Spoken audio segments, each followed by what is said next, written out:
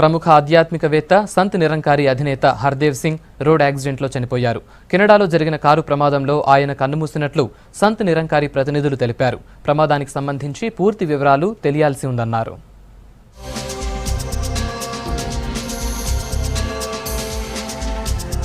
సిక్కుల మత గురువు సంత్ నిరంకారి మిషన్ చీఫ్ బాబా హర్దేవ్ సింగ్ చనిపోయారు. కెనడాలో ఆధ్యాత్మిక కార్యక్రమానికి హాజరయ్యేందుకు వెళ్లిన హర్దేవ్ సింగ్ కార్ యాక్సిడెంట్లో చనిపోయారని సంత్ నిరంకారి ప్రతినిధులు ప్రకటించారు. ప్రపంచవ్యాప్తంగా ఉన్న హర్దేవ్ అభిమానులు ఈ వార్తతో విషాదంలో మునిగారు. అయితే భక్తులెవరూ ఢిల్లీకి గాని సంత్ నిరంకారి ప్రధాన కార్యాలయానికి గాని రావొద్దని సంస్థ ప్రతినిధులు కోరారు.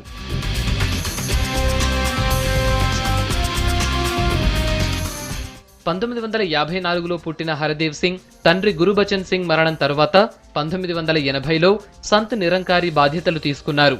ఆ సంస్థకు 27 దేశాల్లో 100 శాఖలున్నాయి. సిక్కు ఆధ్యాత్మిక కార్యక్రమాలను ఇన్ని దేశాల్లో నిర్వహించేవారు కావడంతో హర్దేవ్ సింగ్ కు ప్రపంచవ్యాప్త గుర్తింపు ఉంది.